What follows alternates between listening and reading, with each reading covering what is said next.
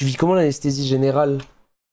Ça va parce que je suis rassuré dans un hôpital parce qu'il y a souvent mon père pas loin. Du coup, ça m'aide beaucoup. En fait, la plupart du temps où je suis à l'hôpital, il y a ma famille et en fait, ils sont pas loin. Du coup, ça fait que j'ai jamais vraiment trop paniqué quand je suis dans des opérations graves, quoi. J'ai été sous AG deux fois ou une fois. Anesthésie générale, une fois, je crois, AG. Anesthésie générale, une fois. Local, plein de fois. Mais putain, je vous avais raconté cette anecdote. Mais il y a des nouveaux viewers, donc je la raconte. En gros, ça là, euh, est-ce que vous voyez ou pas? Attends, parce que je peux pas voir. Vous voyez ou pas? Je sais pas si vous voyez, parce que je peux pas voir dans mon retour. Et vous avez vu le trou? Ou il se voit pas? Il se voit peut-être pas. Il y a un trou là. Mais c'est pas la calvasse, c'est autre chose. En fait, c'est un. En gros, c'est une cicatrice parce que j'avais un début de cancer de la peau. En gros, j'avais un grain de beauté qui était en train de muter en cancer de la peau. Et c'était un peu la merde. Et en gros, mon père, il a décidé de me l'enlever. Parce que bah, quand t'as un mélanome et un truc qui part comme ça, et bah on te fait une opération au bistouri et on te fait une anesthésie et on te fait voilà. Sauf que, en fait, ce qui s'est passé, c'est que quand mon père m'a fait ce truc-là pour m'enlever le grain de beauté, et bah l'anesthésie locale a pas marché. Et ma mère me tenait la main pendant que mon père m'enlevait le grain de beauté. Et ma mère, elle comprenait pas parce que je serrais la main de dingue. Et j'étais en mode... En fait, dans ma tête, full bonhomme, tu connais. Attitude. Attitude. Je restais dedans, tu vois. J'étais en mode... je présente, je suis en représentation. Je, je ne vais pas... voilà. Je vais me mettre dedans, tu vois. Genre, je garde l'attitude. Mais le souci, c'est que l'anesthésie avait pas pris. Et j'ai tanké la douleur de mon père qui m'enlève le truc. Et ma mère a vu le sang couler de ma tête et elle s'est évanouie. Voilà. Et du coup, c'était... Waouh. C'était un peu bizarre. L'ambiance était... Ah, l'ambiance était pas folle. Putain, merci très tôt pour le raid. J'ai pas vu la notif, désolé, vous arrivez sur une anecdote pas ouf. En fait, ma mère, c'est juste que elle n'arrivait pas à supporter le fait que je puisse aller mal. Bah, elle est médecin, ma mère, donc elle s'en fout, tu vois. Elle s'en fout, elle peut voir des trucs qui voilà. C'est juste qu'en fait, ma mère, le fait qu'elle me voit comme ça, et bah, et en gros, elle commence à tourner de l'œil et elle dit, mais c'est pas normal qu'il ait mal. Et après, j'ai dit à mon père, il me dit, mais attends, mais t'as mal, Ryan? Et je fais, bah ouais, j'ai mal. Et là, il fait, mais c'est pas normal. Il dit, pourquoi tu le dis pas? Moi, je suis en mode, mais je sais pas, frère. En mode, moi, comment je peux savoir? Non, mais en vrai, comment tu peux savoir? Genre, en fait, en soi, tu ne peux pas savoir que tu vas avoir mal. Avec quel âge j'avais? Avec quel âge? C'était 2 ans après la découverte. 18 ans. Je crois que j'avais 18 ans ou 17 ans. Non, j'avais 17. C'était été 2000... Été 2013 ou été 2014. Donc j'avais 17 et demi. Mais en fait, je captais pas. Et... Non, c'était à l'hôpital. C'était à l'hôpital.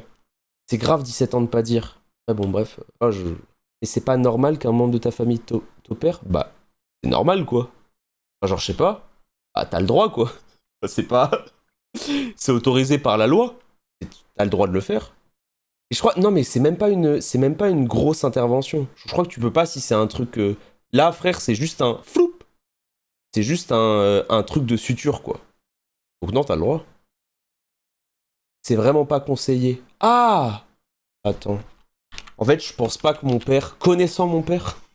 Je pense pas qu'il aurait fait un truc qui est pas autorisé, hein. Voilà. Juste un flou, c'est écrit dans la loi. Après, mon daron, c'est tellement... Enfin, je sais pas comment dire, mais... En gros, c'est un robot, mon père. Enfin, genre, c'est quelqu'un... Mais il est médecin, ton père? Bah non, il est pas médecin. En fait, il m'a ouvert la tête, mais en full chill. Non, en fait, bah en gros, il est allé sur ChatGPT et il a fait comment soigner mon fils. Et en gros, il est allé à l'hôpital et il a loué un truc et il s'est dit, bon, vas-y. En fait, il a loué genre comme quand tu loues une salle de stream de Webedia. Et il a fait, bon, c'est pas conseillé car ils peuvent prendre de mauvaises décisions sentimentales et pour enlever un grain. Oui, voilà, c'est ça. Oui, ok, je comprends. Oui, je pense que pour faire une opération difficile, imagine tu dois opérer un cancer du pancréas ou vraiment un truc de 6 heures, ouais, c'est dur. Parce qu'en fait, il y a des opérations. Moi, quand j'étais petit, j'ai jamais intériorisé ça parce que dans ma tête, c'était normal parce que mon père me racontait son taf. Mais les chirurgiens, ils peuvent opérer pendant 7 heures d'affilée. 7 heures? Et en fait, je trouve ça ouf. En fait, 7 heures? Oui, après, ça arrive plus, tu peux faire 12 heures. Mais en fait, je me suis toujours dit que mon père, c'était un super-héros. Parce qu'après 12 heures d'opération, il venait à la maison, il était là, trop heureux, trop souriant, trop content de nous voir. Il me faisait les devoirs et tout. J'étais en mode, wesh, super héros. Super héros celui-là. Non, je te jure. Enfin, c'est... Après, passionné. Je pense que c'est vraiment un métier de passionné. Hein. Je pense que c'est dur de faire ce métier si t'es pas passionné. Là, il y a des métiers qui sont possibles sans passion, mais ça, bon. C'est quand même très... Ouais, j'ai eu énormément de chance avec mes parents, vraiment. J'ai eu une chance... C'est pour ça que j'ai un peu du mal parfois. Quand des gens me parlent de mes résultats au bac ou des trucs comme ça, je suis un peu en mode... Parents diff, hein. C'est très souvent, quand on me parle de ma mention au bac ou de mes trucs comme ça, dans mon cerveau, je me dis, ouais, bon, tu sais, c'est un peu comme la voiture, on te met dans une voiture, dans une Formule 1, qui roule à 600 km/h. Oh, je me dis, bon, quand même, hein, j'ai eu une éducation qui m'a un peu carré, l'éducation qui m'a carré, et j'étais bien dans mon enfance. J'ai manqué de rien, je mangeais bien, genre au calme, quoi. T'es déjà allé en salle d'opération avec ton papa? Je suis jamais allé en salle d'opération. Par contre, je regardais très souvent des vidéos. En gros, il y a un YouTube des médecins. C'est un YouTube où les médecins, ils publient... Alors, c'est bien évidemment totalement confidentiel, etc. Tu vois jamais la tête des patients. Mais du coup, mon père, il analyse les VOD. En fait, il regarde les VOD parce que tu regardes les VOD d'opération pour mieux faire. C'est vraiment c'est typiquement de la VOD review. En fait, en gros, il aime tellement son taf qu'il traîne et genre il s'analyse parce qu'il est passionné de ça en fait. Et du coup il fait des VOD review. Et genre il regarde et je te jure, il a son bloc-notes et il note. Et il fait ah bah ça c'est bien joué, ça c'est bizarre. Et en gros il me montrait ça quand j'étais petit. Et ça me faisait trop rire parce que il était vraiment, ça lui arrivait des fois d'être comme ça et fait c'est pas normal de passer par le péritoine. Il fait comme ça. Il est en mode mais en fait bah je comprends le choix. Mais c'est pas normal. T'es en mode fin. Et je trouve ça trop drôle. Je trouve ça vraiment trop drôle. C'est du... Mais c'est du, comment dire... Ouais, c'est du shadow chirurging, en fait. Tu lui as demandé, explique... Bah, en fait, il m'expliquait beaucoup de trucs. En gros, quand j'étais petit, j'étais passionné par la célioscopie. Parce qu'en gros, la célioscopie, c'est du jeu vidéo. C'est typiquement les chirurgiens qui sont forts en célioscopie, c'est des chirurgiens qui jouent aux jeux vidéo. Parce que tu dois... Qu'est-ce que c'est la célio? C'est le fait de... T'as une petite caméra dans le corps du bouc, tu vois, et t'as un écran gigantesque, et tu opères en regardant la caméra. Donc ça veut dire que tu dois te repérer dans l'espace, et c'est comme si tu... En fait, c'est comme si tu aim. C'est genre tu joues à CS. C'est-à-dire que t'es en troisième personne. C'est-à-dire que tu fais comme ça, t'es dans le corps du bouc, et tu dois bouger comme ça avec la caméra. Et ça peut être aussi par robot. Et ça aide énormément. En fait, ça aide vraiment... Oui, du coup, c'est en première personne, c'est pas en troisième personne. Et du coup, ça aide de réussir à se repérer. Ah, par contre, c'est dur. Hein. Non, mais c'est vraiment très dur. C'est une technique qui demande vraiment beaucoup de travail. Mais je crois que du coup, la sensi, elle est très élevée. Non, mais en vrai, j'ai l'impression que les médecins, ils ont beaucoup de DPI. Parce que... Attends, il m'avait dit ça... Écran...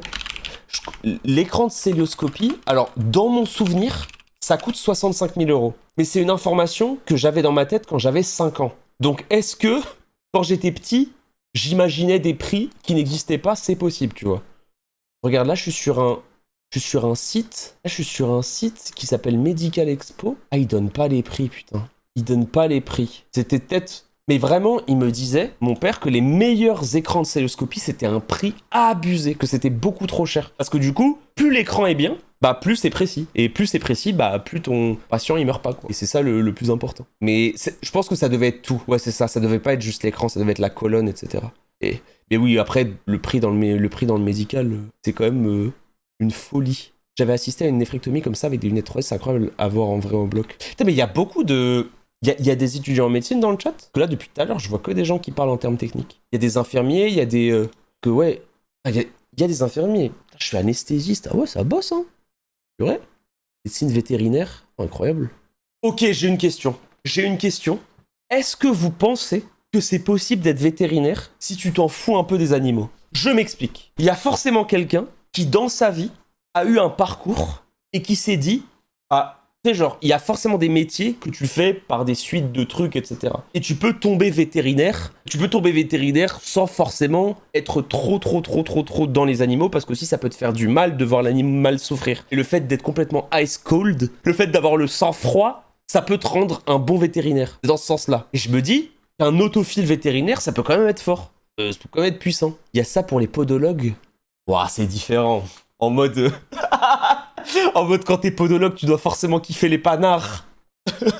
Quand tu dois forcément kiffer. Tu dois forcément te dire, ah ouais, bien joué, hein. Je continue à sourire aux patients et aux anesthésistes avant qu'ils s'endorment, j'en garde un souvenir qui m'a carré de fou. Je pense que quand t'es médecin, infirmière, quand tu bosses dans le milieu hospitalier, un sourire, c'est le sourire qui a le plus de valeur du monde. Je pense que quand t'es dans une situation, quand t'es à l'hôpital, t'as pas envie d'être là. Tu penses à la mort, tu penses à plein de choses, tu penses à tout ce que t'aurais pu faire si t'étais en dehors de l'hôpital. En fait, l'hôpital, c'est la prison pour des gens qui ont pas commis de crime. C'est vraiment... Enfin, l'hôpital, c'est une prison, en fait. Du coup, lorsque t'as des gens qui te sourient, qui sont gentils avec toi, qui sont en mode hihihi, je te jure, c'est tellement puissant. Moi, la raison pour laquelle j'ai jamais voulu travailler à l'hôpital, c'est parce que l'hôpital me terrifie. Ça me terrifie. Je suis à l'hôpital, j'ai envie de...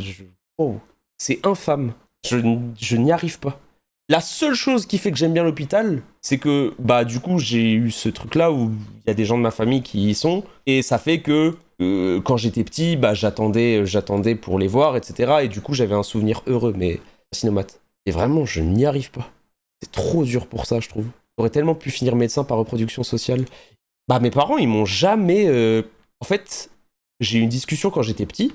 Ma mère me disait, t'aimerais, toi, être médecin? J'ai dit non. Elle m'a dit, t'as bien raison. Voilà. Fin de la discussion. En fait, c'est tellement de sacrifices que si t'es pas passionné, en fait, ils savaient très bien que se forcer à être médecin, c'est la pire chose. C'est tellement la pire chose. Genre, tu te forces à être médecin, c'est vraiment un enfer. Et c'est un peu comme beaucoup de métiers, quand même, si t'es pas passionné, compliqué. Ouais, c'est vrai. Après, je te dis, ouais, c'est un peu un tapin ce que je te dis.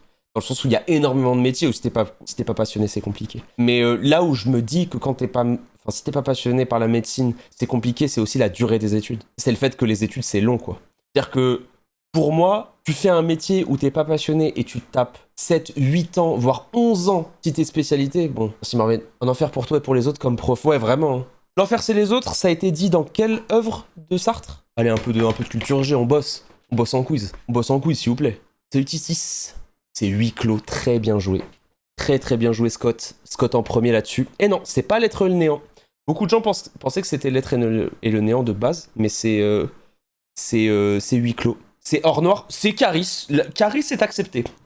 Si je te dis l'enfer c'est les autres, et que tu me réponds Caris, moi je te jure, hein, je suis à Culture Clash. Si l'intitulé de ma question c'est qui a dit l'enfer c'est les autres, tu réponds Youssoufa, tu réponds Caris, tu réponds Népal, tu réponds Sartre, c'est bon.